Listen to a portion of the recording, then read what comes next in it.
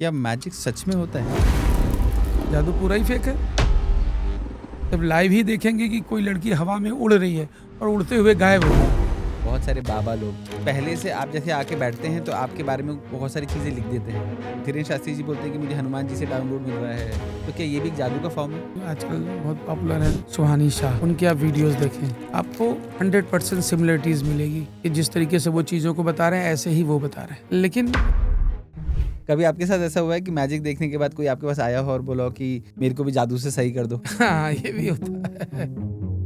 बहुत बार ऐसा हुआ कि बड़े बड़े हाई रैंक पे आईएएस आईपीएस कांटेक्ट करके कि हमारा हाई कोर्ट में, हमारे सुप्रीम कोर्ट में केस लगा हुआ है, हमको किसी तरह से पता लग जाए आगे क्या होने वाला है।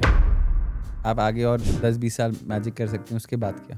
फार्म हाउस है, पेड़ के नीचे खटिया डाल के सोएंगे। कोरोना का टाइम तो सर बहुत मुश्किल रहा होगा आपके लिए। शुरू में 2 से 3 महीने वो टाइम को इतना एंजॉय किया कि मतलब लगा जिंदगी में क्या मिल गया। लेकिन उसके बाद अब ये नहीं समझ में आता था कि करें क्या। फिर ये लगा कि अब तो कहानी खत्म है। मैजिक का डार्क साइड क्या है? सबसे बड़ा जो डार्क साइड है वो तो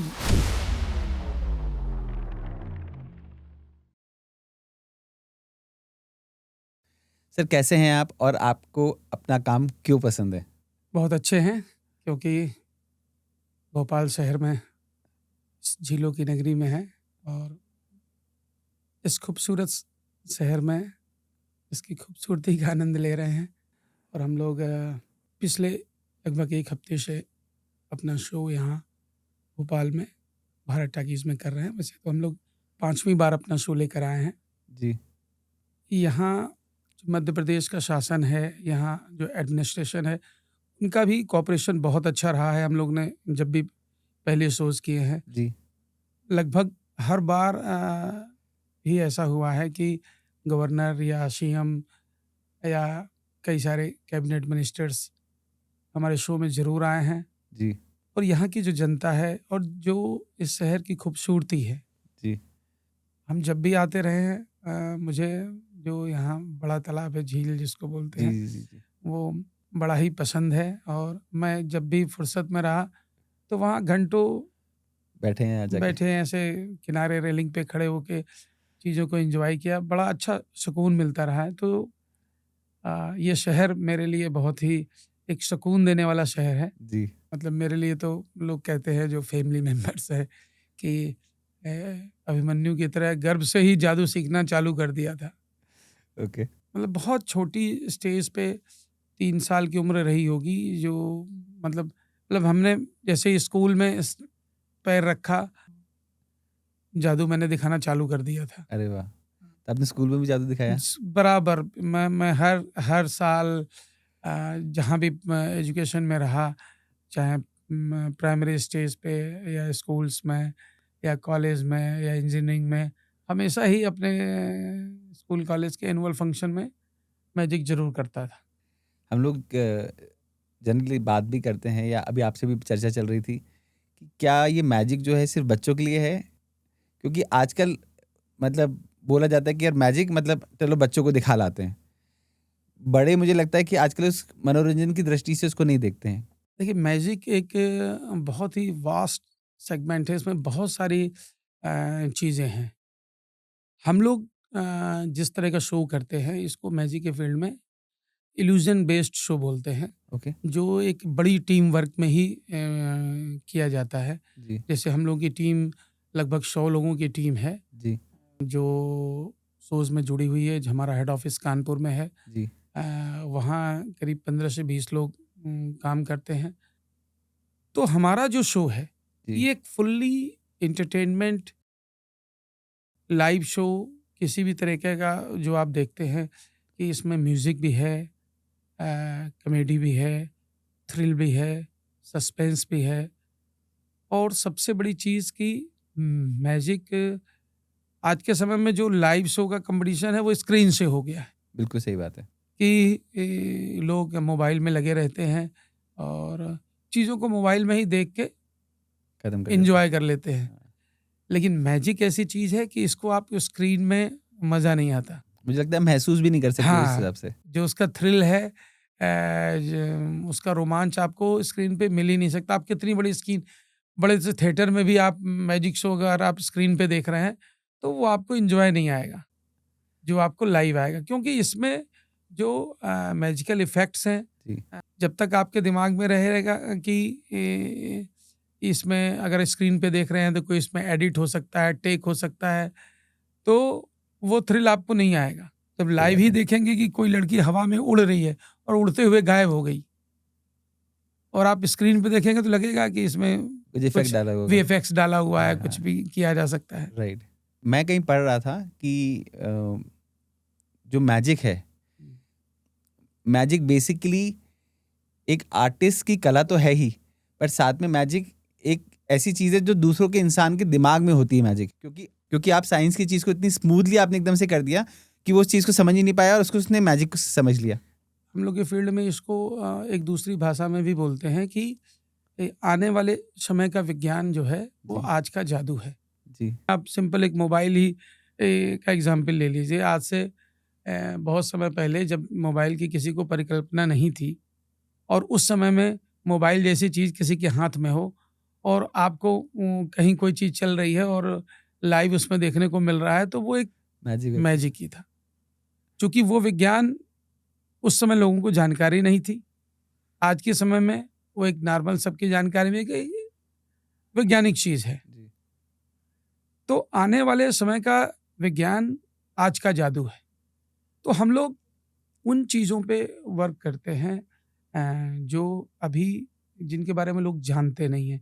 वो उस तरह की टेक्निक्स बहुत सारी, ये हम लोग जो शो करते हैं मैंने पहले ही बताया कि बेसिकली इल्यूजन बेस्ड शो है। जी। तो इल्यूजन क्रिएट करने के लिए बहुत सारी तालमेल बिठाना पड़े, इक्वेशंस बैठानी पड़ती है, जिसमें मतलब एक बहुत सिंपल सी चीज़ है कि मैजिशियन की ड्रेस है, वो एक साइकोलॉजिकली आपको इफेक्ट करती है, उसका वैज्ञानिक कोई प्रभाव नहीं है, लेकिन साइकोलॉजिकली आपके दिमाग में बैठता है वो उस गेटअप में देख के कि सामने वाला मैजिशियन है। और आपने एक बार सोच लिया कि सामने वाला मैजिशियन है, तो मैजिक तो आधा उसी समय हो जाता है दिमाग में आपके। सही बात है। उसके लिए मैजिशियन को बहुत ज़्यादा मेहनत नहीं करनी पड़ती। बहुत सारी साउंड्स की फ्रिक्वेंसीज हैं जो दिमाग पे अलग अलग असर करती है। ओके। बहुत सारे लाइट्स के इफेक्ट्स, कलर्स हैं, कलर्स कम्बिनेशंस हैं। जी। जैसे बहुत सिंपल सी चीज़ है कि आप लोग पॉडकास्ट, इतना बड़ा अच्छा स्टूडियो आपने बनाया हुआ है। मैं भी थोड़ी देर पहले देख रहा था कि आपके बहुत सारे टेक्नीशियंस लाइट्स के सेट कर रहे थे कि बैकग्राउंड में किधर से लाइट आनी चाहिए, कौन सा कलर होना चाहिए, किधर से लाइट ज़्यादा चाहिए। तो ऐसे ही मैजिक में बहुत सारे कलर कम्बिनेशंस होते हैं। मैं एग्जांपल इसलिए दिया कि उससे चीज़ उभर के आती है कि क्या चीज़ आपको दिखाई देनी है। ऐसे ही मैजिक में हम लोग बहुत सारे लाइट्स, इफेक्ट्स, उसके कलर कम्बिनेशन यूज़ करते हैं, जिससे बहुत सारी चीज़ें दिखती हैं और बहुत सारी चीज़ें नहीं दिखती हैं। हम लोगों की साइकोलॉजी पे हम इफेक्ट डाल सकते हैं। नहीं, ये साइकोलॉजी नहीं है, ये आँख के देखने का जो विज्ञान है। ओके। ये टोटल जो हमारी इंद्रियां होती हैं उसका पूरा कॉम्बिनेशन पे वो हम लोग वर्क करते हैं। तो लाइट्स, इफेक्ट्स, वो जो आँख जो देखती है जी, उसमें लाइट्स क्या मायने रखती हैं, इसके ऊपर हम लोग काम करते हैं। बहुत बहुत एक साधारण सी चीज़ है कि आप बाहर रोशनी से किसी अंधेरे या कम लाइट के कमरे में आए तो कुछ देर आपको दिखाई नहीं देता, अंधेरा महसूस होता है। वो कुछ एक समय होता है, उसके बाद फिर आप नॉर्मल हो जाती हैं आपकी आंखें। तो ये आप इस तरह की बहुत सारी चीज़ें हैं कि लाइट का इफेक्ट आँख के ऊपर पड़ता है। बहुत सारे कलर्स हैं कि वो कलर आप उसको दिखा देंगे तो उसके बाद दूसरा कलर आपको दिखाई नहीं देगा बहुत देर तक। वो चीज़ आपके सामने रखी है लेकिन वो चीज़ आपको दिखाई नहीं देगी। तो ये बात हो गई लाइट्स की। इसके साथ ही साउंड्स की, म्यूज़िक की फ्रिक्वेंसीज हैं बहुत सारी जो हमारी सुनने की क्षमता है उस पर अलग अलग तरीके से प्रभाव डालती है। ओके। छोटा सा एग्जाम्पल देते हैं। आपने बहुत सारे, अब तो चलिए सरकार ऐसी है कि बम ब्लास्ट ना के बराबर है, लेकिन पहले बहुत ऐसा होता था कि लाइव इंटरव्यू देखने को मिलते थे कि बम ब्लास्ट हुआ, माइक लेके रिपोर्टर खड़ा है, उन्होंने कैमरा लगा हुआ, पूछा कि आप चश्मदीद हैं, आपने कैसा महसूस किया, क्या देखा आपने। तो वो सामने वाला बोलता है कि सर एक बहुत जोर सा धमाका हुआ और मेरे सामने अंधेरा छा गया। हाँ, खुले रोशनी में अंधेरा क्यों छा गया? सिंपल मान लीजिए मोबाइल या आप लैपटॉप मान लीजिए, इसमें क्या होता है, एक रैम होती है, जी, एक हार्ड डिस्क होती है। जी, इस पे आप बहुत सारे सॉफ्टवेयर्स आप काम करते हैं जी, और जो रैम होती है उसकी एक लिमिटेशन होती है जी, कि 8 कैपेसिटी जीबी की होती है। रैम है, 12 जीबी की रैम जी, है, जी, 4 जीबी की रैम है। जी, ऐसे ही मोबाइल में होता है। जी। चूँकि जहाँ तक आपने बताया कि आप इलेक्ट्रॉनिक फील्ड इलेक्ट्रॉनिक्स से, एंड कम्युनिकेशंस इंजीनियरिंग करी हुई है मैंने। तो जी, आपको इसके बारे में बहुत अच्छे से जानकारी होगी कि अलग-अलग जो सॉफ्टवेयर होते हैं, एप्लीकेशंस होते हैं, जी, उनका एक अपना साइज़ होता है कि बिल्कुल होता है। ये इतने जीबी का है, इतने एमबी का है। तो वो जब सॉफ्टवेयर आप किसी कंप्यूटर में खोलते हैं, तो उस रैम के अंदर वो हार्ड डिस्क से वो सॉफ्टवेयर रैम में रैम शिफ्ट में चले होता है। जाता है, शिफ्ट हो जाता है। तो रैम में उतनी वो स्पेस ले लेता है। हुँ, उसके बाद उस पे जब आप काम करते हैं तो जो फ़ाइल होती है, उस फ़ाइल का जो अपना स्पेस होता है वो रैम में और उतना स्पेस ऑक्यूपाई करता है। बहुत सारे लोगों की आदत होती है कि जैसे मैं ही हूँ, बहुत सारे एप्लीकेशंस हमेशा लैपटॉप में खुले ही रहते हैं। बिल्कुल। तो एक बहुत सारा स्पेस वो रैम को ऑक्यूपाई कर लेता है। अभी तो अच्छी रैम्स के सिस्टम्स हैं। पहले जब कम साइज़ के रैम्स वगैरह होती थी, जी, तो आपने सिस्टम ऐसा हैंग हो जाते थे। महसूस किया हो थोड़ी देर काम करने के बाद सिस्टम हैंग हो जाता था। बिल्कुल हो जाता था। आदमी के नहीं तो वो क्या करता था, उसको रीस्टार्ट करता था।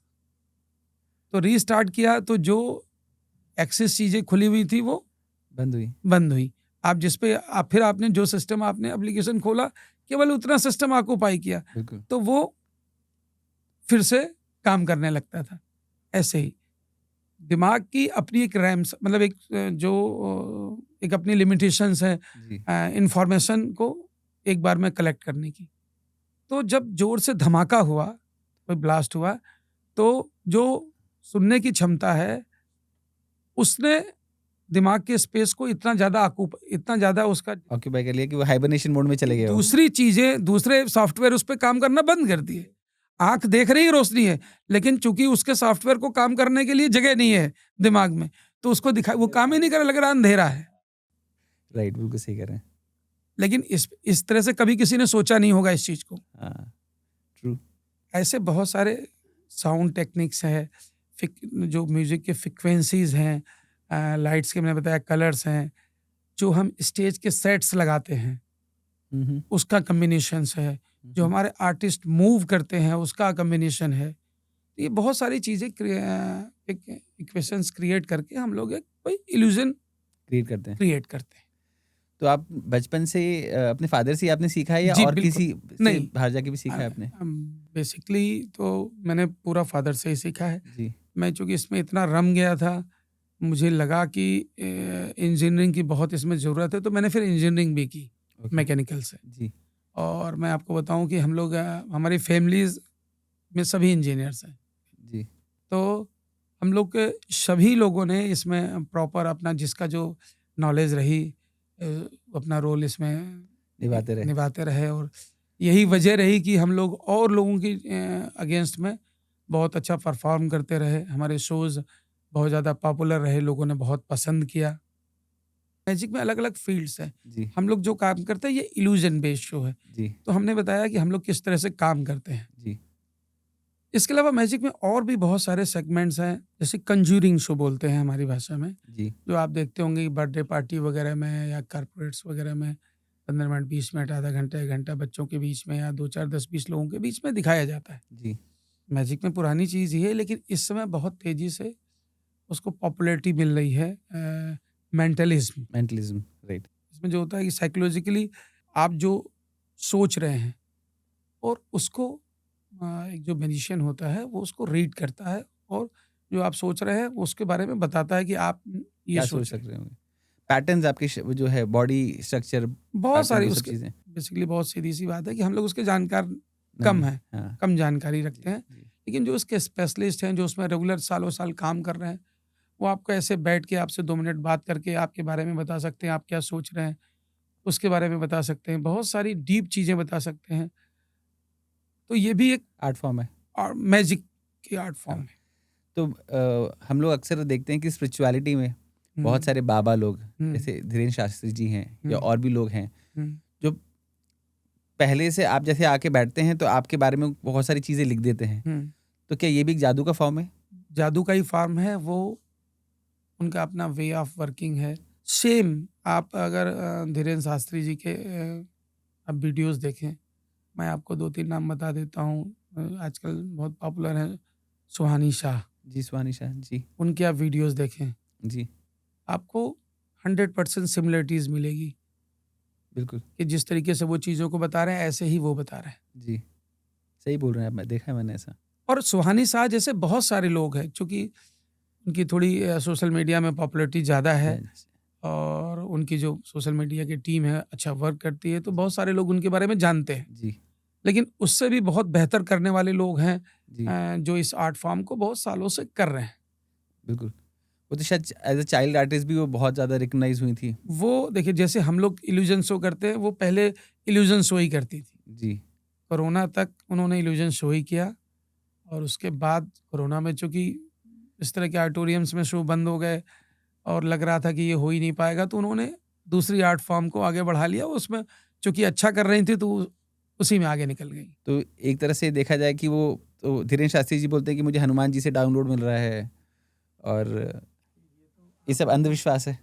वो किस तरह से एक्सेप्ट कर रहे हैं उसकी बात है, जी, ठीक है? जी, मंदिर में जाते हैं, पूजा करते हैं, आपको कुछ स्पिरिचुअल्स फीलिंग्स महसूस होती है। सबको नहीं होती लेकिन कुछ लोगों को होती है। होती हैं। ये टोटल ही साइकोलॉजिकल है और दिमाग जो है उस पे वहाँ का जो वातावरण है और वहाँ की जो चीज़ें हैं वो साइकोलॉजिकली आपके दिमाग में चीज़ों को क्रिएट करती है, जो चेंजेस डेवलप करती है, उसकी वजह से फील होता है। हुँ, मैंने बताया ना कि आप एक जादूगर को बड़े-बड़े बोर्ड देखते हैं शहर में कि जादूगर का शो आ गया। अब यहाँ इतने तारीख को इतने बजे शो चालू होगा। लोग 3 दिन, 4 दिन, 10 दिन पहले से एडवांस बुकिंग कराते हैं। ऑडिटोरियम में एक-एक सीट सेलेक्ट करते हैं कि कहाँ से देखने से हमको बेहतर अच्छा लगेगा। दिखेगा, हाँ। सीट सेलेक्ट करते हैं, उसके बाद 1 घंटे पहले से घर निकलते हैं, वहाँ पहुँचते हैं, तो साइकोलॉजिकली वो मैजिक से जुड़ते चले जाते हैं, मैजिक में बनते चले जाते हैं। बिल्कुल, और आप साइकोलॉजी पहले से रेडी हो जाते हो कि हम या मैजिक ही कि देखने जा रहे हैं। मैं कि हम मैजिक देखने जा रहे हैं। हाँ, ये सब चीज़ें जादूगर के लिए बहुत आसान हो जाती है।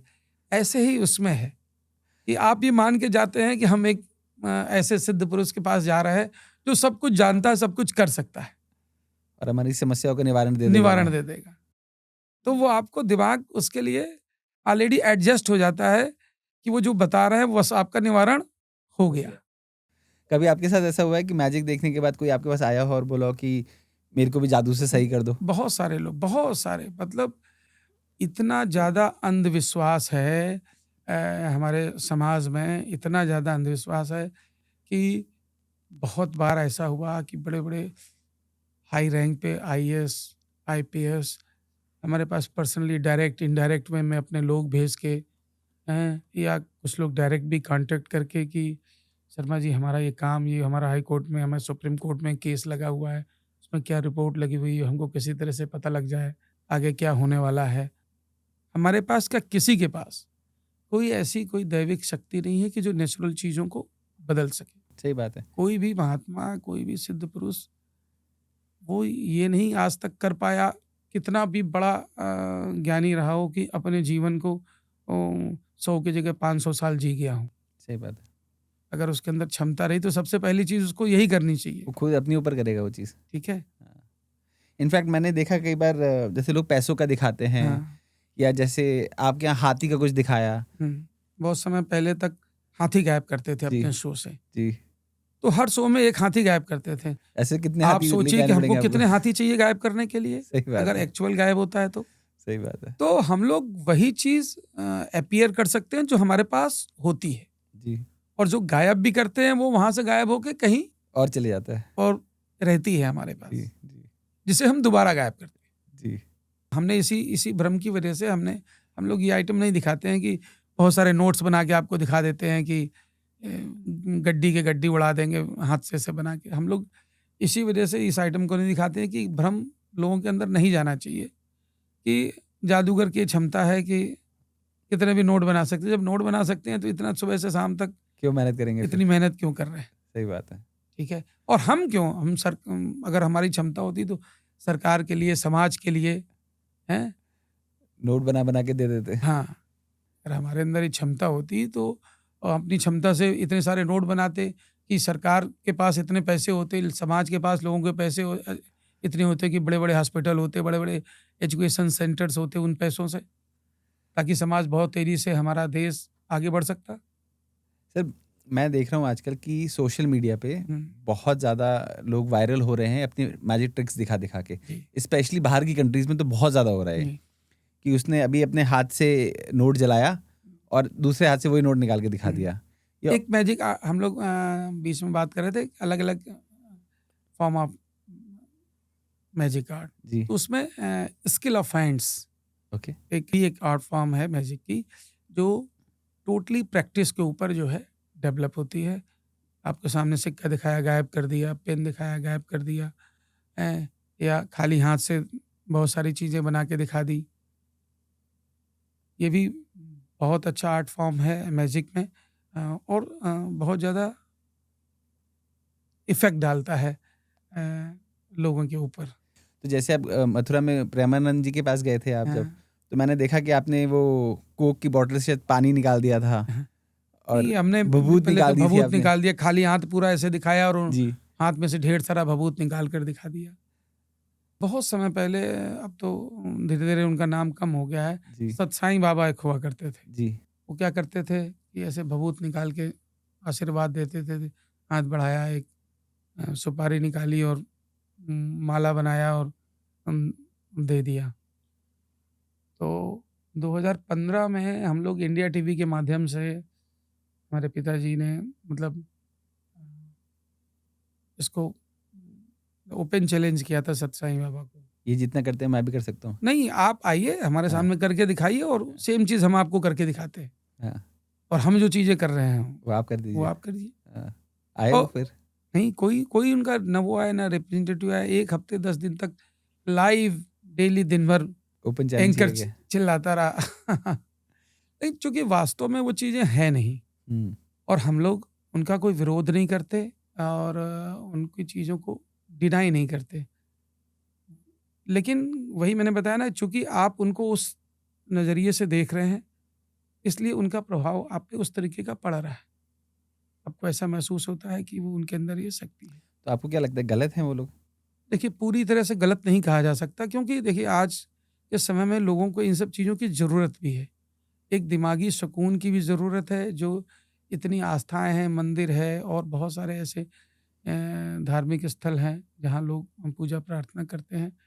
तो आज के समय में इतना मेंटल डिस्टर्बेंस है कि ऐसी जगह पे जाके लोगों को एक दिमागी सुकून मिलता है, एक शांति मिलती है। तो एक अपने हेल्दी शरीर के लिए ये सब चीज़ें ज़रूरी भी हैं। हुँ, हुँ, हुँ, हुँ। तो उसको पूरी तरह से गलत नहीं कहा जा सकता, वो एक तरीके से सोशल वर्क ही है। लेकिन लोगों की गलती है कि उसको गलत वे में ले जाते हैं। एक्सेप्ट कर रहे हैं। हुँ, हुँ। अभी हम आपके मैजिक के ऊपर बात कर रहे थे। ऐसा कभी आपने कोई लाइफ़ में कोई मैजिक परफ़ॉर्म किया है जहाँ आपको लगा कि आज मैं मरते-मरते बच गया? हम लोग की लाइफ तो मतलब हमेशा ही स्टेज के ऊपर डेंजर में ही रहती है। हम लोग, हमारी टीम के लोग, बहुत सारे हम लोग थ्रिलिंग शोज़ करते हैं। अ, जान का खतरा तो होता ही है। लेकिन क्या आप एक सिंपल रोड के ऊपर बाइक चला रहे हैं, उसमें भी जान का खतरा है? नहीं, ऐसा कोई इंसिडेंस मैं आप पूछना चाह रहा मैं हूँ। बता रहा हूँ, जी, ट्रेन में चल रहे हैं, प्लेन में चल रहे हैं, वहाँ भी जान जान का बिल्कुल जान खतरा का है। खतरा है। कोई टेक्नोलॉजी फ़ेल हो गई, प्लेन क्रैश हो गया, तो वहाँ भी जान जा सकती है। ऐसे ही हम लोग भी बहुत सारी चीज़ें यूज़ कर रहे हैं, उसमें अगर कोई चीज़ सिस्टम का फेल्योर हो गया तो वहाँ भी रिस्क फैक्टर है, ओके, ठीक है? लेकिन ये एक अच्छा हमारे साथ एक्सपीरियंस रहा कि हम लोग लाइव परफ़ॉर्मेंस में कभी हमारे साथ ऐसा ऐसा नहीं नहीं हुआ। हुआ। लेकिन प्रैक्टिस सेशन में बहुत सारे एक्सीडेंट्स होते रहे हैं, हुँ, बहुत सारे लोगों को चोटें लगती रही हैं। लेकिन ऐसा प्रैक्टिस सेशन में हुआ है, एक खुशकिस्मती है, और एक जो काम करने का ढंग है उसकी आप सक्सेस कह लीजिए कि लाइव परफॉर्मेंस में इस तरह की चीज़ें हमारे साथ नहीं हुई। तो अगर आज की तारीख में कोई एक मैजिशियन बनना चाहता है, हुँ। तो उसके लिए कोई अच्छे इंस्टीट्यूट्स हैं हमारे पास? देखिए, बहुत सारे इंस्टीट्यूट्स हैं, हम इस पे भी बात करना चाहते थे। हम इसको बहुत स्टार्टिंग से समझाना चाहते हैं आपको जी। कि आज के समय में जो अ, सोसाइटी के अंदर हमारे लोगों के बीच जो अंधविश्वास है, उसको अगर बेसिकली देखिए, ये सब चीज़ें तो गवर्नमेंट की चीज़ें हैं। जी। गवर्नमेंट अगर इसको ख़त्म करना चाहती है, गो अंधविश्वास को। अंधविश्वास को और इस तरह की चीज़ों को सिरे से जड़ से मिटाना चाहती है, तो हमारे बहुत सारे सजेशंस हैं। हमारे जैसे बहुत सारे इस फील्ड में जो अच्छे लोग हैं, उनके सजेशंस हैं। अगर गवर्नमेंट, हम लोगों ने प्रयास भी किया, कुछ गवर्नमेंट के मिनिस्टर से कई स्टेटों में हमारी बातचीत भी हुई। उन्होंने भरोसा भी दिया, लेकिन अभी तक प्रॉपरली इस पे कोई वर्क हुआ नहीं। मतलब हम लोग का कहना है कि मैजिक को आप एजुकेशन से जोड़िए। इसको ओके। पूरा कोर्स इसके बारे में चलाया जा सकता है। जैसे और प्रोफेशनल कोर्सेज़ हैं, वैसे इसमें भी डिग्री, डिप्लोमा, सर्टिफ़िकेट कोर्सेज़ बनाए जा सकते हैं और लोगों को डिग्रियाँ दी जा सकती हैं। ताकि अगर बच्चे का बेस अगर इस स्ट्रांग हो मैटर में गया। स्ट्रॉन्ग हो गया, हुँ। कहा जाता है कि अपने समाज में सेक्स के ऊपर भी बात नहीं होती, सेक्स की बिल्कुल। कोई प्रॉपर एजुकेशन नहीं सेक्स को होती। टैबू माना जाता है बहुत। हाँ, उसकी वजह से लोग काफ़ी मिसगाइड होते हैं। वैसे ही मैजिक में है। इसमें अगर जानकारी लोगों को होती है तो पहले तो लोग मिसगाइड, हम लोग का सीधा-सा कहना है कि इसको, ये टोटली एक एंटरटेनमेंट आर्ट है। हमेशा इसको मनोरंजन की आप दृष्टि से देखिए। कभी भी इसे आप कोई दैविक शक्ति मानेंगे, कोई सिद्धि मानेंगे, चमत्कार के रूप में लेंगे, तो पक्का कहीं न कहीं, किसी न किसी रूप में आप ज़रूर ठगे जाएँगे। सही बात है। तो इंस्टीट्यूट्स हैं, सिखाने वाले भी बहुत लोग हैं। बट जैसे अभी आपने कहा कि गवर्नमेंट से आपने अप्रोच किया, बट आपको नहीं लगता अगर गवर्नमेंट ये चीज़ें हटा देगी, तो इससे गवर्नमेंट को ही नुकसान हो जाएगा? अ, गवर्नमेंट को फैक्ट तो वोट नहीं मिलेंगे। फैक्ट तो नहीं, वोट तो गवर्नमेंट को मिलेंगे ही, लेकिन मिसगाइड करके नहीं बट ले लोगों में सकते हैं। अवेयरनेस बढ़ जाएगी ना। अवेयरनेस बढ़ जाएगी, हाँ।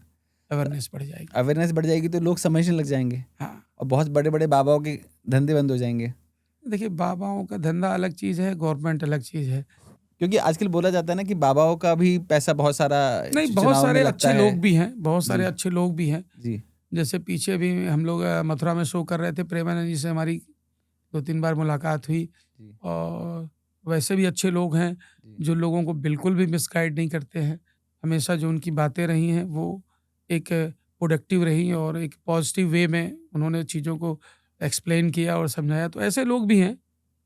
तो ये तो आपके ऊपर है कि आप किन लोगों से सीखना जुड़ते चाहते हैं। हैं। अगर एजुकेशन में आ गया, तो आपके पास ये समझ आ जाएगी कि हमें किन लोगों से जुड़ना है। जुड़ना है और किन लोगों को डिनाय करना है। जी। वो समझ एजुकेशन से ही आएगी और वो काम सिर्फ सरकार कर सकती है, गवर्नमेंट कर सकती है।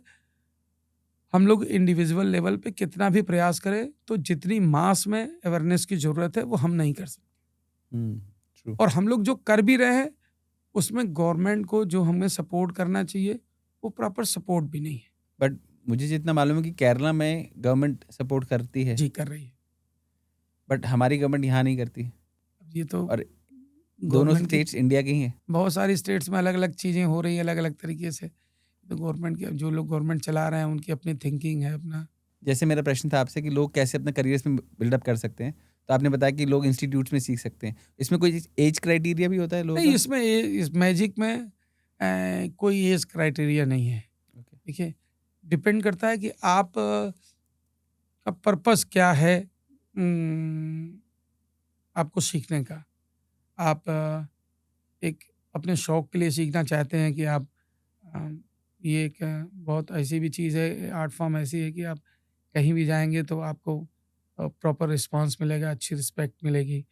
कुछ लोग लोग का इसके लिए अटेंशन भी खींच सकते अटेंशन हैं। अटेंशन अटेंशन के लिए खींच भी सकते बहुत हैं। सारे लोग इसको शौकिया सीखते हैं और परफॉर्म भी करते हैं जगह-जगह पे जब उनको मौका मिलता है। तो एक तो उस तरीके से भी लोग सीखते हैं। एक सीखते हैं कि आपको भई as a business, as a commercial इससे अर्निंग करनी है। इसमें अर्निंग है इतनी? हाँ, अर्निंग बहुत है। अभी तो मैंने बताया, जैसे मेंटलिज़्म आ गया है, मेंटलिज़्म में तो ऐसा है कि उसमें खर्च बहुत कम है। कम है, ना के क्योंकि बराबर है। सिंगल सिंग इंसान है जो जैसे कर रहा है। स्टैंड-अप का आजकल कॉमेडियन है। जी। स्टैंड-अप का आजकल ट्रेंड है, जी। उसमें भी कोई एक्सपेंस नहीं है, जी। ठीक है? जी। बस इंडिविजुअल एक आदमी की अपनी परिकल्पना है, अपनी सोच है, अपना प्रेजेंटेशन है, जी, उसके ऊपर पूरा।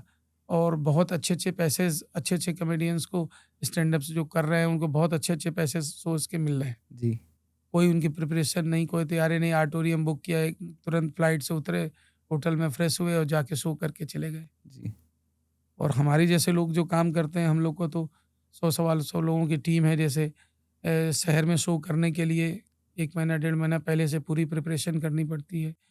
पूरे शहर में एडवर्टाइज़मेंट्स करने पड़ते हैं। ऑडिटोरियम्स का सेटअप करना पड़ता है, स्टेज का सेटअप करना पड़ता है।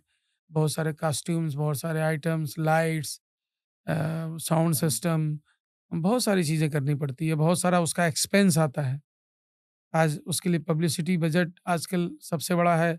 बहुत सारा पैसा पब्लिसिटी में खर्च करना पड़ता है, तब पब्लिक कन्वर्ट होती है। तो आपको तो बहुत खर्चा हो जाता होगा सर? इसीलिए हम लोग जो शोज़ करते हैं वो लंबे समय के लिए करते हैं, 30 जी, दिन, 40 दिन, 50 दिन। जी, और जो इस टाइप के शोज़ होते हैं, स्टैंड अप्स वगैरह, वो मैक्सिमम 1 दिन, 2 दिन, इससे ज़्यादा नहीं होते, क्योंकि उसकी एक लिमिटेड ऑडियंस है। जी, हम लोग जो शो करते हैं, जी, इसमें ऑडियंस का कोई लिमिटेशन नहीं है। गवर्नर, सीएम लेवल का भी आदमी हमारे शो को देखता है और एंजॉय करता है।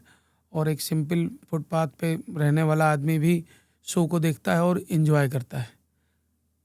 छोटी क्लास के बच्चे होते हैं, प्राइमरी स्टेज के बच्चे होते हैं, प्ले ग्रुप के बच्चे भी, बहुत सारे स्कूल्स प्ले ग्रुप के बच्चों को हमारा शो दिखाने के लिए पूरा पूरा ग्रुप में आते हैं। जी, तो उस लेवल के भी लोग देखते हैं। और सीनियर सिटीजन्स की भी बहुत सारी ऑर्गेनाइजेशंस होती हैं जो हमारे शोज़ को देखती हैं। जी, हम लोग भी अपने लेवल पे कुछ संस्थाएं भी डायरेक्ट अप्रोच करके, जो स्पेशल चाइल्ड्स होते हैं, जी, वो लोग भी शो देखते हैं। हमारे पास बहुत सारे ऐसे आपको वीडियो फुटेज मिल जाएंगे जो स्पेशल चाइल्ड शो देख रहे हैं और बहुत एंजॉय कर रहे हैं शो को। तो हमारे शो में ऑडियंस का कोई लिमिटेशन नहीं है। बट सर आजकल जैसे मैं देखता हूँ कि बर्थडे पार्टीज में या छोटी छोटी पार्टीज में छोटे छोटे मैजिशियंस को बुला लिया जाता है, जी, जो कि वो बच्चों को एंटरटेन करता है। जी। तो आपको नहीं लगता कि ऐसे मैजिशियंस बड़े मैजिशियंस का काम खराब कर रहे हैं? नहीं, नहीं, बिल्कुल नहीं। वो बिल्कुल आर्ट फॉर्म अलग है। पर इसकी साइकोलॉजी चेंज हो रही है ना लोगों की, कि लोगों को हुँ। अब ये लगता है कि यार मतलब मैजिक है, मतलब बच्चों के लिए है, बड़ों के लिए नहीं इसीलिए है। इसीलिए तो अपने को पब्लिसिटी इतनी करनी पड़ती है जी, कि लोगों तक अपनी बात हम पहुँचाएँ कि हम जो दिखा रहे हैं, वो उन चीज़ों से अलग है। जी, इसीलिए हम जी, लोगों को पब्लिसिटी इतनी ज़्यादा करनी पड़ती है। इन्फॉर्मेशन देने से काम नहीं चलता, लोगों को हैमरिंग करनी पड़ती है। आदमी घर से सुबह उठता है, सबसे पहला आज के समय तो आँख खुली नहीं, मोबाइल उठाया। हाँ, उसने मोबाइल उठाया और इंस्टाग्राम खोला और उसको ओपी शर्मा सामने दिख रहे हैं, ठीक है?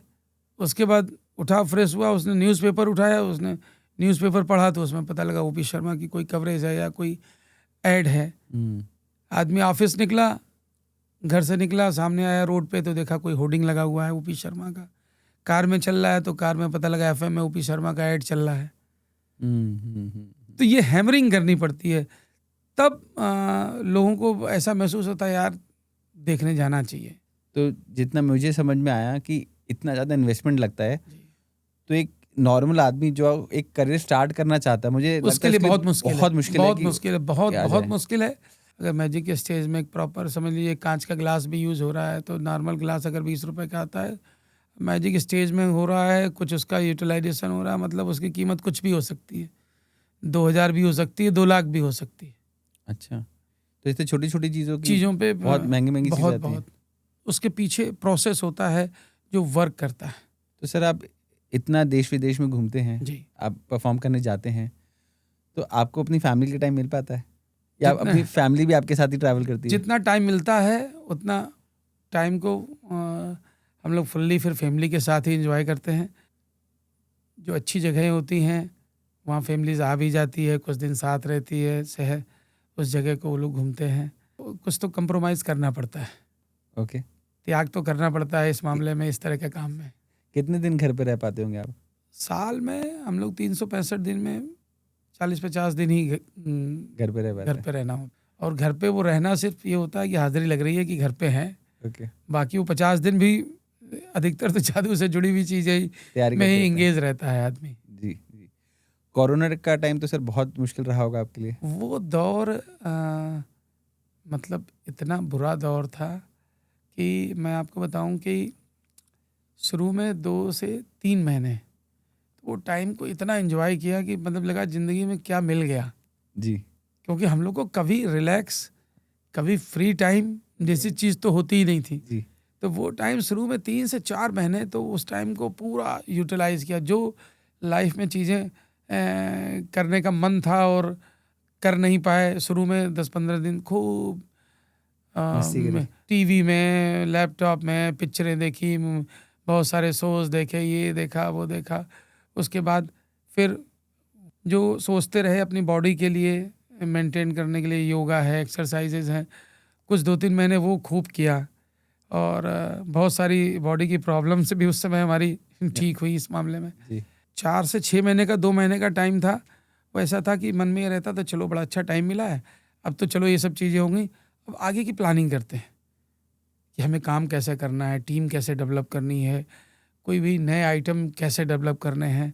अच्छा ये अच्छा रहा कुछ कि हम लोग जब कोरोना लॉकडाउन लगा जी, तो मार्च का टाइम था, मार्च में हम लोग के शोज़ बंद रहते हैं। जी, तो हमारी पूरी टीम अपने-अपने घरों में थी। घरों में थी। जी, पहला दौर डाउन हुआ, जी, धीरे-धीरे करके शोज़ मतलब इस लेवल पे आए कि स्टार्ट होने की उम्मीद दिख रही, क्योंकि ऑडिटोरियम्स तो और सिनेमा हॉल सबसे लास्ट में खोले गए। जी, जैसे ही खोले गए तो हम लोगों ने अपना शो स्टार्ट किया। शो स्टार्ट किया तो हमने ये सोचा कि हम अपने शहर टाउन में ही कानपुर में हमने शो किया, जी, ताकि लोकल रहेंगे तो आसानी रहेगी। अच्छा वो शो कुछ दिन चला, उसके बाद फिर दूसरा दौर आ गया, तो चलता हुआ शो हमें बंद करना पड़ा। जी, उसमें ये हमारे लिए अच्छा रहा कि हमारी जो कोर टीम थी, वो सब साथ में थी। वो सब साथ में थी। जी, बाकी लोग तो चले गए, लेकिन कोर टीम साथ थी। तो दूसरा जो दौर था उस बीच हम लोग महीने 1.5 महीने जी, हम लोग साथ रहे, क्योंकि हमारा जो रेजिडेंस है जी, वो भूत बंगले के नाम भूत से। बंगला, जी, वो भी अपने आप में एक आपके फादर ने नाम रखा था ना भूत जी बंगले जी का? जी, जो फर्स्ट फ्लोर है उसमें हमारा पूरा रेजिडेंस है जी, और सेकंड फ्लोर पे हमने कुछ ऐसा उसमें स्पेस रखा है कि प्रैक्टिस सेशंस वगैरह वहाँ कर सकते हैं। जी, कुछ गेस्ट रूम वगैरह हैं ताकि कुछ लोग आर्टिस्ट वगैरह रह रहे हैं तो वो रह सकते हैं। जी, तो उस पीरियड में हम लोग करीब 10-12-15 लोग साथ में थे। तो उस पीरियड में बहुत सारी नई चीज़ों पे हम लोगों ने काम किया। ओके, जो बाहर की चीज़ें थी, वर्कशॉप वगैरह की चीज़ें थी, वो तो नहीं हो पाई। जी, लोग जो प्लानिंग और डिज़ाइनिंग प्रोसेस था, जी। उस पे बहुत सारी नई चीज़ों पे अपने काम नए-नए किया। आर्ट फॉर्म्स भी लेके आए उस हाँ, समय? लेकिन अब उससे आगे की हम बात करें, दूसरा दौर आया तो जब हम लोग पहले तो बहुत सारी तैयारी की हम लोगों ने। जी, उसके बाद ये प्लानिंग करने बैठते थे कि अब कहाँ से शो स्टार्ट करेंगे, क्या करेंगे। तो जब आदमी लैपटॉप खोलता था, 2 लोग 3 लोग आपस में डिस्कशन करके हम लोग कोई प्लान जब इनपुट्स डालते थे, तो ये हम डाल ही नहीं पाते थे कि शो हम चालू कब करेंगे। क्योंकि सिचुएशन ऐसी थी कि हमें पता ही नहीं था कि अब ये खुलेगा कब? खुलेगा कि भी नहीं, कभी भविष्य में मास गैदरिंग हो भी पाएगी कि नहीं नहीं, हो पाएगी, इसकी भी गारंटी नहीं थी। इसकी भी उम्मीद नहीं दिख रही थी। जी, जी, जी, फिर ये लगा कि अब तो कहानी ख़त्म है। मैजिक जो टीम थी वो टोटली सबको घर भेज दिया कि सब अपने-अपने घर जाओ। अब जब कभी होगा कि जादू होगा, चालू होगा, तब फिर हम लोग इकट्ठे इकट्ठे होंगे होंगे। फिर से। लेकिन उसके बाद अब ये नहीं समझ में आता था कि करें क्या? जी, तो हमें 2 फ़ील्ड ऐसी समझ में आई कि एक मेडिकल फ़ील्ड, एक एग्रीकल्चर फ़ील्ड, कि इसका स्कोप कितने भी वर्ष पोज़ीशन हो, हमेशा रहेगा। हमेशा रहेगा। जी, तब इस 2 में से कोई एक चीज़ चुननी थी। तो हमने, चूँकि मेडिकल कोई हमारे यहाँ था नहीं। फैमिली बैकग्राउंड था नहीं जी, और हमें लगा इसके लिए पहले हमें एक बड़ी एजुकेशन की ज़रूरत पड़ेगी, जी, तब उस ओर हम लोग कुछ कर सकते हैं। तो फिर हमने एग्रीकल्चर को चुना। फिर उस बीच लगभग 1-1.5 साल हमने मैजिक टोटली बंद रखा। लोगों के शो चालू भी हो गए, फिर भी हमने बंद रखा। तो हमने एक फार्म हाउस डेवलप किया, एक एग्रीकल्चर लैंड डेवलप की, उसमें करीब 35 एकड़ की, जिसमें बहुत सारी चीज़ें उगाते हैं आप लोग? उगाते भी हैं हमने। जैसे पोल्ट्री फार्म है, गोट फार्म है, डेयरी है, इस पे वर्क करना चालू किया। तो धीरे धीरे शो चालू हो गए 2022 में। फिर वो चीज़ें हमसे छूट गई, फिर हमारी वाइफ ने उसको टेक ओवर किया। आज पूरा फार्म हाउस वही देखती हैं। हम लोगों ने कभी एग्रीकल्चर के बारे में सोचा नहीं, एग्रीकल्चर से जुड़ी चीज़ों को सोचा नहीं, उस ओर जुड़े, वो भी एक चीज़ डेवलप हुई। लेकिन फिर वापस मैजिक में, सब चीज़ों से दूर, सिर्फ मैजिक। तो एक टाइम जब आया था जब आपने सोच लिया था कि अब मैजिक खत्म, जी। और फिर जब आपके पास सामने अपॉर्चुनिटी दिखी कि स्टार्ट कर सकते हैं, तो वापस आपने सारी टीम को कैसे इकट्ठा किया वापस? बहुत बहुत मुश्किल समय था वो। 1 साल हमारा 2022 से 2000 1 अप्रैल 2022 को हमने स्टार्ट किया था, और उसके बाद लगभग 1 साल मई 2023 तक, ये पूरा 1 साल बहुत बुरा दौर गया। सबसे बड़ी टीम को कलेक्ट करना बहुत मुश्किल था। बहुत सारे लोगों ने अपने कुछ चीज़ें, जैसे मैंने बताया, हमने फार्म हाउस डेवलप कर लिया, तो वो तो हमारी श्रीमती जी थी, उन्होंने संभाला और वो चीज़ अलग चलने लगी। जी। ऐसे बहुत सारे हमारे ऐसे आर्टिस्ट थे। अच्छा, क्या होता था कि लोग सालों साल बाहर रह रहे थे, अपने परिवार से दूर रह रहे थे। जब ये 2 साल लोग अपने परिवार के बीच में रहे, बच्चों के बीच में रहे, बहुत से अच्छे अच्छे आर्टिस्ट थे, जुड़ाव हो गया परिवार से। पहले तो क्या, साल में 2 बार 3 बार गए, 10 दिन 15 दिन घर रहे, घर वालों के साथ एंजॉय किया, मौज मस्ती की और वापस आ गए। अब जहाँ साल 2 साल लोग रहे और बुरे दौर में रहे, जी, क्योंकि बुरे दौर में रहे तो घर की बहुत सारी समस्याओं को उन्होंने महसूस किया, तो उनको लगा कि अब परिवार को छोड़ के जाना ठीक नहीं है। कल को हो सकता है फिर ऐसी कोई समस्या डेवलप हुई तो परिवार क्या करेगा। सही बात। तो ऐसी स्थिति में बहुत फिर हम लोगों ने कम टीम में काम किया शुरू में, जी, कि ये भी तय नहीं था कि अभी आगे चलेगा कि नहीं चलेगा, टीम बड़ी कर लें फिर बंद हो जाए शो। तो करीब 4-6 महीने तक तो हम लोग इस मोड में थे कि अभी हमें पता ही नहीं था कि हमें एक आगे काम करना है कि नहीं करना है। उसका साइड इफ़ेक्ट अभी तक चला आ रहा है कि मतलब टीम जिस तरह की होनी चाहिए वो अभी भी नहीं हो पाई, क्योंकि कुछ लोग आए नहीं वापस, आए नहीं। जिनको हमने 15 साल 20 साल जिनके साथ काम किया, जिनके साथ एक ट्विनिंग सेट थी, एक काम करने का ढंग सेट था। कोई 25 साल से काम कर रहा था, कोई 20 साल से काम कर रहा था। और मुझे जितना मालूम है वो सारे आपके फादर के ट्रेन करे हुए लोग थे। नहीं, ट्रेन तो फादर ने ही किया था, हमको भी उन्होंने ट्रेन किया, लेकिन वो तो एक टीम वर्क में थे हम लोग। तो कभी कभी हम लोग को स्पेशलाइजेशन की भी ज़रूरत होती थी, तो कुछ लोगों को बाहर भी हमने भेजा ट्रेनिंग के लिए, हम लोग भी गए। आपके फादर के बाद आपके लिए कितना टफ रहा वापस स्टेज चढ़ना? मतलब मेरा क्या था कि फादर के साथ ऐसा टच था, इमोशंस फादर के साथ ऐसे थे कि बचपन से ही पढ़ाई लिखाई से लेकर कॉलेज से लेकर पूरा जीवन उनके साथ ही रहा। मतलब बेस्ट फ्रेंड जिसको बोलते हैं वो हमारे फादर ही थे। जी। तो मेरा इमोशनल टच उनके साथ ऐसा था कि मतलब उनकी जब फीलिंग्स अभी भी चलते शो में आ जाती है तो बड़ा मुश्किल हो जाता है अपने आप को संभालना। बहुत टफ रहा होगा। हाँ, तो कुछ दिन तो बहुत मुश्किल रहे, लेकिन चूंकि उनकी ही चीज़ों को हमें आगे बढ़ाना था, तो वो प्रेरणा, वो उनके जो एक्सप्रेशंस, जो उनकी बातें थी, वो इंस्पायर करती रही। उनकी वजह से मतलब एक मेंटल स्टेबिलिटी भी रही, तो वो एक एनर्जी भी उनकी वजह से बनी रही। तो आगे आप चाहते हैं कि आपके बच्चे भी मैजिशियन बने? मतलब आपके बाद आपका उत्तराधिकारी कौन रहेगा? अभी जैसे पहले क्या होता था कि जो भी मैजिक डेवलप होते थे उसके सीक्रेट्स को पाना बहुत मुश्किल काम था। एक छोटी सी चीज़ का सीक्रेट जानने के लिए गुरु बनाने पड़ते थे, उनकी सेवा करनी पड़ती थी, उनके बहुत सारी चीज़ें उनके पीछे घूमनी पड़ती थी, तब वो उनको इच्छा हुई तो उन्होंने कुछ चीज़ें आपको बता दी। धीरे धीरे दौर बदला, लोग प्रोफेशनली भी, उनका जैसे हम लोग दिखाने का प्रोफेशन था, उनका सिखाने का प्रोफेशन था। आपने पैसे खर्च किए और सीख लिए। अब वो दौर आ गया है कि आपको किसी चीज़ की ज़रूरत नहीं, बस खिट कीजिए, हर चीज़ आपके सामने है। ऑनलाइन सब ट्रिक्स मिल जाती हैं। सब चीज़, मतलब मैजिक नहीं, आपको हर चीज़, एक ऑपरेशन प्रोसीजर तब आपको, मेडिकल ऑपरेशन प्रोसीजर आपको यूट्यूब पे मिल जाएंगे। सही कह रहे हैं, बिल्कुल सही कह रहे हैं आप। अब हम उस दौर में हैं, तो मैजिक आर्ट को हम लोगों ने जैसे थोड़ा सा कन्वर्ट किया, काम करने के ढंग को कन्वर्ट किया। कि पहले जो हम लोग सोच बेस करते थे, वो ट्रिक जो सीक्रेट होता था उसकी बहुत इम्पोर्टेंस होती थी। अब हम लोगों ने जो चीज़ें डेवलप की उसमें उसकी इम्पोर्टेंस को कम कर दिया है। परफॉर्मेंस, जो उसका प्रेजेंटेशन बेस्ड चीज़ों को ज़्यादा डेवलप किया। तो आपको पता भी है कि इसका सीक्रेट क्या है, तो भी आप एंजॉय कर रहे हैं। देखोगे आप उसको। उन चीज़ों पे हमने काम करना चालू किया। तो ये हम नहीं चाहते कि हमारे बच्चे सेम करें। उनको आज के दौर में, आने वाले दौर में जो इससे जुड़े हुए रहा, इससे बेहतर आर्ट फॉर्म फील होता है, या इसी आर्ट फॉर्म को कुछ नए तरीके से करना चाहें तो वो उसको बढ़ाएं, वो ज़्यादा बेहतर है।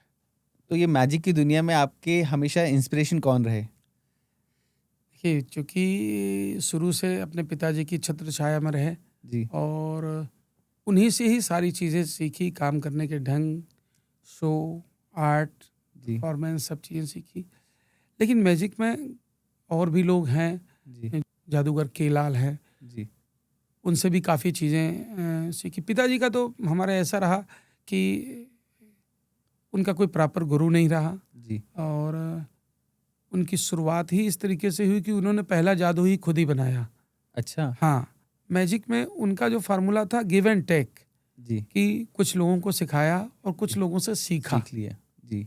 अगर मैजिक और मैजिक आर्ट की बात करें जी। तो जादूगर के लाल थे। जी। ये अहमदाबाद के तो एक्सपायर हो गए, काफ़ी लंबी समय तक उन्होंने शोज़ किए। जी। एक्चुअली मैजिक अपने ही देश में जन्म हुआ जी। और अपने ही देश से बाहर गया। जी। और आज विदेशों में बहुत अच्छे म्यूजिशियंस हैं जो कि हम लोग के लेवल से बहुत हाई लेवल पे शोज कर रहे हैं। जी। उसके पीछे क्या है रीज़न कि जादू में दो चीज़ें, एक टेक्निक जी। और प्रेजेंटेशन। जी। तो जहाँ तक टेक्नोलॉजी और से जुड़ी हुई चीज़ें हैं, जो सुविधाएं अवेलेबल हैं, वो फॉरेन में हमसे थोड़ी अच्छी हैं। तो वो लोग वो जो पोर्शन है, जो टेक्निकल पोर्शन है, वो हमसे काफ़ी बेहतर कर रहे हैं। लेकिन प्रेजेंटेशन है वो आज भी हमारा उनसे काफ़ी अच्छा है। ओके। सेम सेटअप, सेम चीज़ें अगर उनको अवेलेबल हो, हमको अवेलेबल हो, तो हम उनसे पक्का बेहतर करेंगे। बेहतर कर पाएंगे हम। एक चीज़। दूसरी चीज़ की मैजिक हमारे यहाँ पहले मदारी लोग दिखाते थे, मेलों में, सड़कों पे, दरबारों में ऐसे मजमा लगा के शोज करते थे। लेकिन इस आर्ट को सड़क से उठा के स्टेज में कन्वर्ट करने का जो श्रेय जाता है वो जादूगर पीसी सरकार सीनियर। पीसी सरकार। जी। जी। ये कलकत्ता के रहे और उनके बेटे पीसी सरकार जूनियर के नाम से शो करते रहे। लेकिन इस आर्ट को सड़क से स्टेज पे लाने का पूरा श्रेय जो है पीसी सरकार सीनियर। इनफैक्ट मुझे ऐसा लगता है कि जो मैजिक का जन्म हुआ है वो कलकत्ता से ही हुआ है। वो उनकी वजह से ही, उसी वजह से ही, चूँकि वो कलकत्ता के थे, कि इसको, इस मैजिक आर्ट को कलकत्ता से, बंगाल से जोड़ा जाता रहा है और इस नाम से। जी। लेकिन के लाल साहब ने इसको पूरा कलरफुल बनाया। अच्छा। इस आर्ट को जी। ड्रेसेस, स्टेज सेटिंग्स और बहुत सारी नई नई चीज़ें इसमें डाली। ओके। तो फादर का पीसी सरकार सीनियर से तो कोई ऐसा टच रहा नहीं, लेकिन लाल साहब के साथ टच रहा। लाल साहब से बहुत कुछ इंस्पायर रहे। जी। ऐसा पर्सनली उनसे मिल के कुछ नहीं सीखा उन्होंने, जी। उनको देख के सीखा। जी। इस मध्य प्रदेश में ही एक जादूगर रहे हैं, जबलपुर के आनंद जी। आनंद जी। जी। तो इस मैजिक का जो बिजनेस है, जो फाइनेंस है, जी। कि बिजनेस कैसे करना चाहिए मैजिक का, जी। ये उनसे इंस्पायर रहे हम लोग। ओके। उनके तरीके को देखा, समझा, स्टडी किया, तो बहुत सारी चीज़ें समझ में आई कि जादू को इस तरीके से भी बिजनेस के रूप में कैसे किया जा सकता है। ठीक है। कुछ विदेशी जादूगर रहे हैं जिनसे हम इंस्पायर भी रहे, मिले भी उनसे, जिसमें एक फ्रेंड्स हरारे हैं, डेविड कॉपरफील्ड है, दोनों ही यूएस के हैं। जी। और चूँकि हम लोग जिस आर्ट फॉर्म, मैजिक के आर्ट फॉर्म में, इल्यूजन बेस्ड में, तो ये लोग भी इल्यूजन शो ही करते हैं और बहुत बड़े बड़े शोज करते हैं। डेविड जी से आपको पर्सनली मिलना हुआ? जी जी बिल्कुल। ओके। और डायनामो जो है नहीं, डायनामो जी से मुलाकात नहीं हो पाई उनकी। तो वो एक्चुअली थोड़ा सा दूसरे तरीके का वे ऑफ उनका वर्किंग है। जी। हाँ, लेकिन ये जो लोग मैंने जो 2 नाम लिए डेविड कॉपरफील्ड और फ्रैंक हरारे, जी, ये लोग फुल्ली इल्यूजन शो ही करते करते हैं। हैं, कमर्शियल शोज़ करते हैं जी, और आज भी कर रहे हैं। जी, तो इनसे बहुत सारी चीज़ें हमने सीखी, स्टडी किया, इनसे मिले। और कॉपरफील्ड साहब से तो इस तरह की मुलाकात नहीं हुई कि उन्होंने कुछ गाइड किया हो, जी। लेकिन फ्रैंक हरारे साहब से हमारी 3-4 मुलाकातें हैं, उनमें उन्होंने काफ़ी चीज़ें गाइड की। तो आप क्या-क्या नई चीज़ें अभी भोपाल में लेके आए हैं? भोपाल में हम लोग बहुत सारी नई चीज़, एक तो क्या हुआ है कि इधर काफ़ी दिनों बाद हम लोग भोपाल शो लेकर आए हैं, 9 सालों के बाद हमारा शो यहाँ भोपाल में लग रहा है। ओके, चूँकि हम लोग रेगुलर ही अपनी नई-नई चीज़ें जोड़ते रहे हैं शो में, तो अभी फ़िलहाल जो शो हम लेकर आए हैं भोपाल के लिए, तो पूरा ही शो नया है। अच्छा, हाँ, इसमें ड्रिल ऑफ डेथ एक बहुत अच्छा इंटरेस्टिंग आइटम है। इसमें क्या तिलस्मी होता है? चेहरा, ड्रिल ऑफ डेथ में जो उसका प्रेज़ेंटेशन है, उसमें एक टेररिस्ट होता है जिसमें आर्मी के लोग उसको चेज़ करते हैं।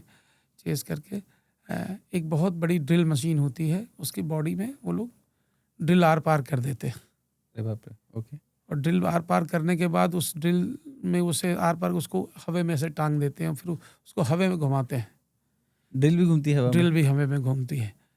और दूसरे और? और माइम मैजिक है, ओके, माइम मैजिक है। इसके अलावा तिलस्मी चेहरा जी। नई चीज़ है। इन सब में से आपका पसंदीदा आर्ट फॉर्म कौन-सा देखिए, है?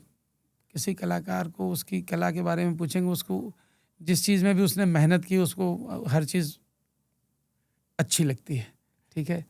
इसमें हमने जो 3-4 चीज़ें बताई, ये मतलब लेटेस्ट चीज़ें हैं और बहुत ज़्यादा पसंद की जा रही हैं। मेन चीज़ है कि ऑडियंस क्या पसंद करती है। बट कई बार ऐसा होता है ना, कोई कोई आर्ट फॉर्म ऐसा होता है कि जिसको परफॉर्म करने में बहुत ही बहुत मज़ा मज़ा आता आता है। है। ये हाँ, आपने बहुत सही बात कही कि बहुत सारी चीज़ें ऐसी जिसको मतलब खुद दिखाने में मज़ा आता है। जी। मतलब ऐसा कुछ आर्ट फॉर्म्स होते हैं कि जहाँ हमने ऑडियंस को देखा और हुँ, ऑडियंस को देख के हाँ, हमें खुशी मिली कि अरे वाह! हाँ, हमारा काम कितना ज़्यादा पसंद हाँ। आया उनको। कुछ ऐसे बहुत पुरानी चीज़ें भी होती हैं कि वो इतना लोग पसंद करते हैं कि वो 20-20, 25-25 साल से हम दिखा रहे हैं और उसको हम हटा नहीं पाते। अच्छा, हाँ, ओके। ऐसी कोई है जो अभी हाँ, भी आपके अभी भी इसमें? है कि राजकुमारी का आइटम है जिसमें एक मम्मी होती है, उसको हम ज़िंदा करते हैं। ज़िंदा करके उसको हवा में उड़ा के गायब कर देते हैं। ये अच्छा, लगभग मैं समझता हूँ 30 साल से हम इस सोच को कर रहे हैं और आज तक इसको हटा नहीं पाए। हटा नहीं पाए। मतलब ये एक ऐसा आइटम है कि अगर कभी ऑडियंस कम भी हो, अगर 100-150 लोग भी बैठे हों, 50 लोग भी बैठे हों, तो इस आइटम में आपको तालियाँ भरपूर मिलेगी ही मिलेगी। हुँ, हुँ, हुँ। और बहुत सारी ऐसी चीज़ें होती हैं कि देखने में बहुत मज़ा नहीं आया, लेकिन आप किसी को बताते हैं, तो वो सामने वाला उसको सुन के बहुत प्रभावित होता है। क्यों इंस्पायर्ड हो जाते हैं कि देख के हाँ, आए यार हाथी कैसे हाँ। गायब कर दिया इसने। और सबसे बड़ी है कि टीम वर्क। अभी हम लोगों ने बहुत सारे आर्ट फॉर्म ऐसे भी इसमें साथ में जोड़ दिए हैं कि जो हमारे अलावा दूसरे आर्टिस्ट परफॉर्म करते हैं। तो इसमें विदेशों से भी दूसरे आर्टिस्ट भी हैं आपके या सब नहीं, इंडियंस ही हैं? अभी इंडियंस ही हैं। ओके। क्योंकि जनरली हमने बाकी कुछ आर्ट फॉर्म्स और भी हैं, जैसे फॉर हाँ, एग्जांपल मैं सर्कस की बात लूँ, हाँ। तो वहाँ पे बहुत सारे सर्कस में तो विदेशी यही आर्टिस्ट बहुत आजकल होते सिर्फ़ हैं। फॉरेन आर्टिस्ट के ऊपर ही इस समय सर्कस टिका हुआ है। जी, तो उधर विदेशी आर्टिस्ट बहुत सारे होते हैं। हाँ, हाँ। तो ऐसे आपकी टीम में सारे नहीं, इंडियंस हमें ही हैं। सब इंडियनस। तो इन इतनी बड़ी टीम को सँभालना हाँ, बहुत मुश्किल हो जाता होगा अब आपके इसके लिए? लिए पूरा डिपार्टमेंट रहता है, प्रॉपर एचआर टीम है, अकाउंट्स है, एडवर्टाइज़िंग टीम है, एडमिनिस्ट्रेटिव टीम है, जो हमारी रिसर्च टीम है, हमारे पास कम से कम 8 से 10 लोगों की जो रेगुलर काम करती है। उनका क्या-क्या काम रहता है? नए-नए आर्ट फॉर्म्स को ढूँढना निकालना? दोनों चीज़ें। अभी आप सिखाते हैं लोगों को नहीं, अपनी वर्कशॉप में? सिखाने का काम बंद है, फ़िलहाल बंद है। ओके, क्योंकि कोरोना के बाद क्या हुआ, पिताजी की तबीयत ख़राब हो गई और फिर बहुत सारे जो लोग जुड़े थे, जो उस काम को देख रहे थे, वो लोग अब साथ में नहीं हैं। और तो हम पूरा शो, चूँकि टाइम शो में रहता है, तो अभी उसको दोबारा स्टार्ट करना है। आपको ऐसा लगता है कि यूट्यूब में इतना सारा कंटेंट आ गया है, उस कारण से कहीं न कहीं आपकी इंडस्ट्री को खतरा है? कोई खतरा नहीं है। क्योंकि लोगों के लिए तो रेडीली अवेलेबल है। हमारे जैसे लोगों के लिए कोई खतरा नहीं है। ओके, हम लोग जो काम करते हैं, मैंने बताया कि आने वाला जो विज्ञान है, वो आज का जादू है। जब हुँ, आप आज के विज्ञान पे आज जादू दिखाएँगे, तो वो आपके लिए मुश्किल होगा। हुँ, ओके। इसीलिए वो रिसर्च टीम है जो उस चीज़ पे काम करती है। आप लोग एआई का भी यूज़ करते हैं? नहीं, बिल्कुल नहीं करते क्योंकि हम स्क्रीन पे कुछ करते ही नहीं है। बट एआई से आप नए-नए आर्ट फॉर्म्स क्रिएट नहीं कर सकते? एआई की मदद लेके? की जा सकती है। अब देखिए वही कह रहे बच्चे आते हैं इस फील्ड में, वो क्या करते हैं नया। आपका जो मैजिक है, ये ब्लैक मैजिक से कितना अलग है? देखिए ब्लैक मैजिक जो है इसकी धारणा 2 तरीके से है। जी, एक तो जो आम धारणा है, जी। जादू टोना टोटका?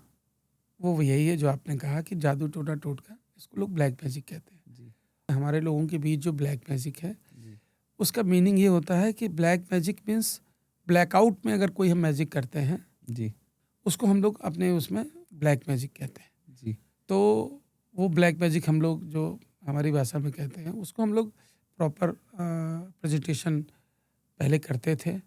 अभी फ़िलहाल हम लोगों ने बंद कर दिया है, जिसमें बहुत सारी स्पिरिचुअल चीज़ें होती हैं, वो भी दिखाते थे। स्केलेटन डांस वगैरह हम लोगों ने कराया। जी, स्टेज पर बहुत सारे स्केलेटन्स आ जाएँगे, वो डांस करेंगे, डांस करते-करते पब्लिक में चले आएँगे, लोगों से हाथ मिला लेंगे, किसी के सर पे हाथ फेर देंगे। इस तरह की चीज़ें हम लोग पहले शोज़ करते थे बहुत साल पहले। जी। लेकिन वो लगा कि ये जो लोगों के अंदर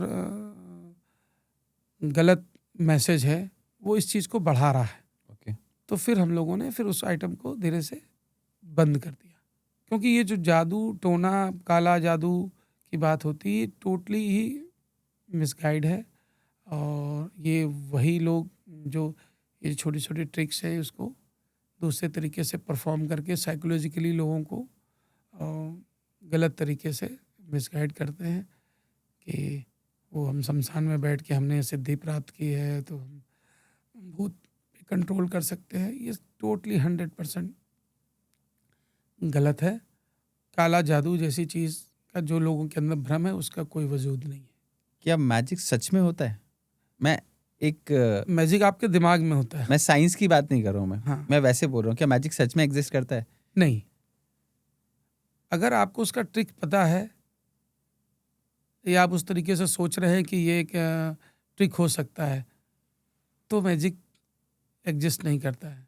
अगर आप मन में सोच के कर रहे हैं कि ये एक चमत्कार हो रहा है, तो फिर आपके हिसाब से मैजिक एग्जिस्ट करता है। तो फिर ये क्यों बोला जाता है कि जो पहले हमारे संत महात्मा हुआ करते थे या हाँ। भगवान हुआ करते थे, तो वो चीज़ें ऐसे करते थे और हो जाता था, या राम जी एक धनुष बाण चलाते थे, 100 धनुष बाण बन जाते थे? नहीं, मिसाइल है। आज के समय में वो मिसाइल है।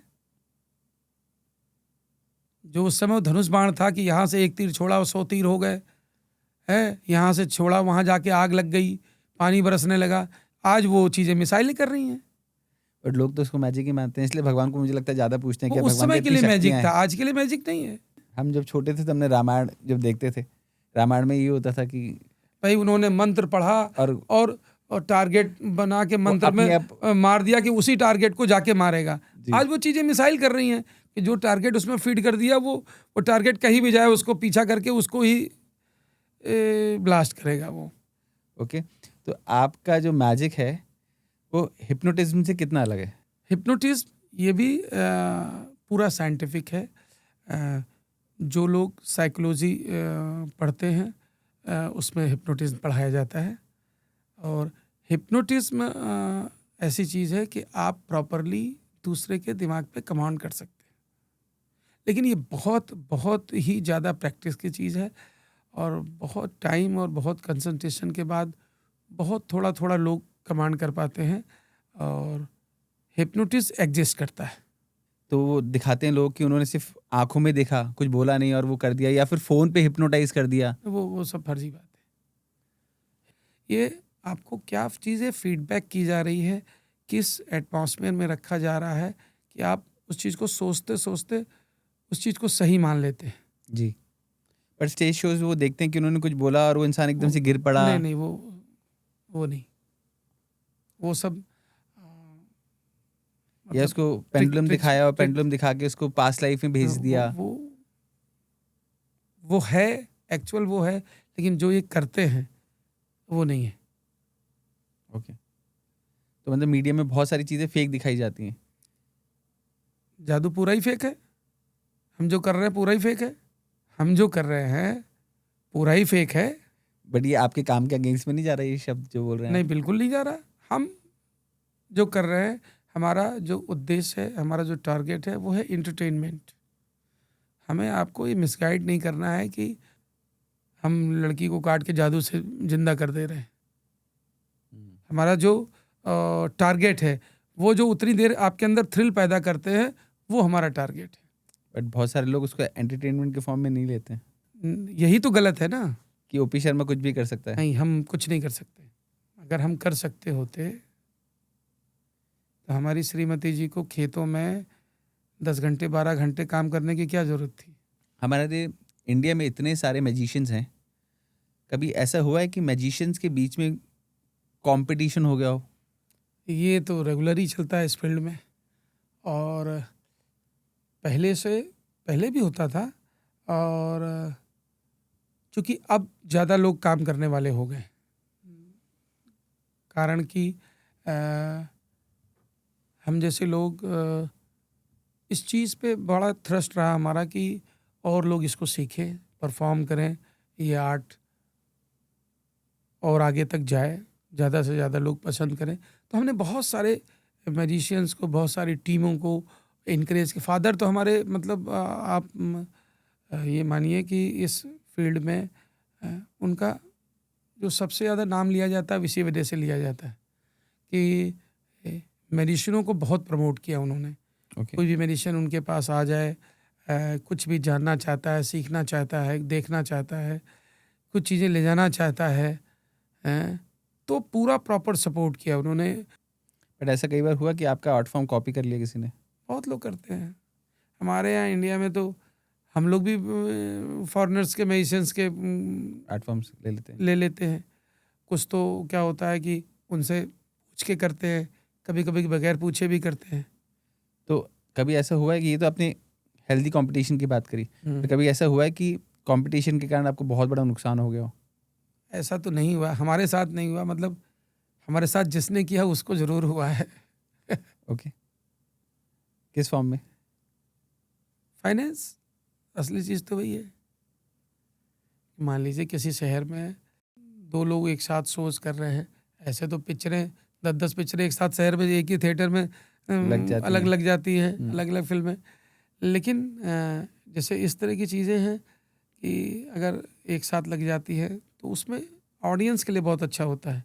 ऑडियंस को अच्छी अच्छी चीज़ें देखने को मिलती हैं। एक बहुत शहर में एक जादूमय माहौल हो जाता है। लोग इनको देखते हैं, फिर सोचते हैं चलो उनको भी देखते हैं क्या वो नया दिखा रहे हैं। तो कई बार लोग आपको सिर्फ चेक करने के लिए आते होंगे कि कितना आता है, इनको एक बार देख के आए। हाँ, ये भी होता है। ये तो हमने बहुत सारी अच्छी बातें करी मैजिक के बारे में, पॉजिटिव बातें करी इनफैक्ट। बट मैजिक का डार्क साइड क्या है? जैसे सिक्के के 2 पहलू होते हैं, वैसे मैजिक का भी कोई ना कोई डार्क साइड तो होगा। एज ए मैजिशियन आपकी फैमिली तो एकदम छूट जाती है जी। पर्सनली मैंने बहुत इस चीज़ को फेस किया। ये अच्छा रहा मेरे साथ कि जो मेरी वाइफ थी बहुत कोऑपरेटिव थी। उन्होंने हमेशा हर स्टेज पे साथ दिया, प्रमोट किया हमारी चीज़ों को। लेकिन अगर उनके नज़रिए से देखा जाए तो उन्होंने काफ़ी सफ़र किया, सेक्रीफाइस किया। और शायद वो सेक्रीफाइस नहीं करती तो आप यहाँ भी नहीं होते। बिल्कुल सही बात है। बच्चों के साथ बहुत हमने कम टाइम स्पेंड किया, तो ऐसा फील होता है कि जैसे मैं फादर के साथ चूँकि जादू के क्षेत्र में था तो मेरा कनेक्ट पिताजी के साथ बहुत अच्छा था। और आज भी मतलब इतनी मतलब जैसे लगता है कि हम लोग साथ ही हैं, ऐसा फील होता है। वो मेरे बच्चों के साथ में वो चीज़ नहीं है, क्योंकि इतना टाइम हमने उनके साथ गुजारा नहीं। बिल्कुल। तो जो ये सबसे बड़ा जो डार्क साइड है वो तो यही है, फैमिली आपकी छूट जाएगी। या तो पूरी फैमिलीज इन्वॉल्व हो, साथ रहे, जैसा मैं और मेरे पिताजी थे साथ में जी। लेकिन माता जी का साथ नहीं रहा हमारा। शादियों में नहीं जाने को मिल पाता होगा। शादियों का तो नंबर ही नहीं आता है। यहाँ तक कि मेरी और मेरा जो ब्रदर है उसकी भाई हम लोगों ने एक साथ की थी जी। एक ही मंडप में दोनों लोगों ने शादी की एक ही साथ कि अब दोबारा शादी का फंक्शन करने के लिए फिर समय कहाँ से निकालेंगे। ऐसे में आप लोग की हेल्थ इफेक्ट नहीं होती होगी जब बैक टू बैक इतना काम करते हैं वो सब चीज़ें? बिल्कुल है। ये भी एक बहुत बड़ा डार्क साइड है कि हेल्थ के लिए जो चीज़ें करनी चाहिए वो हम नहीं कर पाते, उसके लिए टाइम नहीं दे पाते। हेल्थ इशू तो रहते हैं और उसी के बीच में काम करना पड़ता है। आपको 105 डिग्री बुखार है, उसमें भी शो करना है। करा है आपने? किया, खूब किया। क्या मिलता है आपको? जो खुशी, जो सुकून ये करने में मिलता है। हमारे जैसे लोगों को आप 10 दिन घर बैठा दीजिए, बीपी बढ़ जाएगा। खून की एक एक बूंद में जादू रमा हुआ है। जादू निकाल देंगे तो समझिए शरीर में कुछ बचेगा ही नहीं। अभी तो जब तक आप आगे और 10-20 साल मैजिक कर सकते हैं, उसके बाद क्या? फार्म हाउस है, आराम के पेड़ के नीचे खटिया डाल के सोएंगे। तो इसके बारे में कभी चिंता होती है कि फिर आगे बात, जैसे आपने उस समय बोला था कि बच्चे जैसे जो नया फॉर्म होगा कुछ करेंगे, बट वैसे कुछ बार होता है ना कि जमा जमाया बिजनेस है, तो नहीं, हमारा क्या मानना है कि जमा जमाया बिजनेस को आगे बढ़ाने के लिए भी बहुत टैलेंट चाहिए और बहुत मेहनत चाहिए। अब जमा जमाया बिजनेस को चलाना और मुश्किल होता है। क्योंकि आपको उस नाम का वेटेज कैरी करके चलना पड़ता है। वो जो है वही फील कर सकता है जिसके ऊपर लोड हो उस चीज का। वो दूसरे आदमी को फील ही नहीं होगा। तो आपका नाम सत्य प्रकाश शर्मा है जी।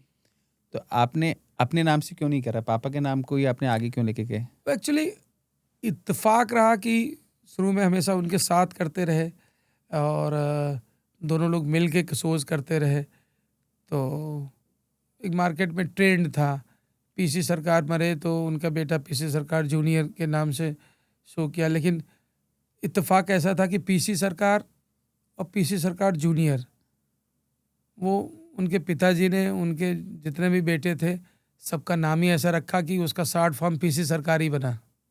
जी। तो नाम वैसे ब्रांड नेम के हिसाब से नाम तो आगे जाता है, बहुत अच्छी बात है। हमारे लोग के बच्चे भी इस नाम को अगर कैरी करते हैं तो मेरे लिए बहुत अच्छा होगा। क्योंकि मेरा बताया ना कि मेरा फादर के साथ ऐसा टच था कि अगर उनका नाम आगे बढ़ता है तो हमारे बच्चे भी आगे बढ़ाते हैं तो अच्छी बात है। लेकिन अगर वो कुछ नया डेवलप करते हैं, कुछ नई चीज़ें करते हैं तो वो भी अच्छी बात है। एक मेरा लास्ट क्वेश्चन आपसे और है कि जब आप लोग जैसे इतना सारा मेकअप करते हैं तो उससे आपकी स्किन खराब नहीं होती? बहुत सारे लोग ऐसा पूछते हैं और मुझे भी किसी ने बोला कि सर आप एक बार उनसे पूछिएगा कि जैसे आपका पूरा चेहरा वाइट हो जाता है और वो सब हम चीजें लोग करते क्या हैं। है कि बहुत ट्रेडिशनल चीज़ें यूज़ करते हैं मेकअप में जी। और पिछले 30-40 सालों से रेगुलर कर रहे हैं। हम लोग इसमें ट्रायल नहीं करते। जो इतने सालों से चल रहा है वही चल रहा है। वही मतलब उसमें जो चीज़ें इस्तेमाल करते हैं वो उसमें नई चीज़ों का ट्रायल नहीं करते। ओके। जैसे कि आजकल मेकअप में बहुत सारी नई चीज़ें आ रही हैं, वो सब ट्रायल नहीं करते। तो आपका नेचुरल मेकअप होता है ये? मतलब जो फेस पे जब आप वाइट जो जो भी लगाते हैं हाँ, वो नेचुरल होता नेचुरल है? नहीं है। जो जो अच्छे ब्रांड के हैं, जो सालों से यूज़ करते आ रहे हैं वही यूज़ करते हैं। उसमें नया कोई नई चीज़ आ गई कि चलो ये अच्छा काम कर रहा है तो उसको लगाने लगे, ऐसा ट्रायल नहीं करते। हाँ, क्योंकि बहुत सारे लोगों का क्वेश्चन रहता है कि हाँ, आप लोगों को बहुत तैयारी करनी पड़ती है, मेकअप पे बहुत ज़्यादा टाइम लगता है आपको। टाइम तो लगता है, 25 जी। मिनट लगता है रेडी होने में। थैंक यू सो मच हमारे यहाँ आने के लिए, टाइम निकाल के, इतना टाइट शेड्यूल से टाइम निकाल के पॉडकास्ट में आने के लिए थैंक यू वेरी मच। आपको भी बहुत बहुत धन्यवाद। आपने हमें यहाँ बुलाया, आपके माध्यम से हम लोगों तक अपनी बात पहुँचा पाएंगे, इसके लिए बहुत बहुत धन्यवाद। Thank you so much.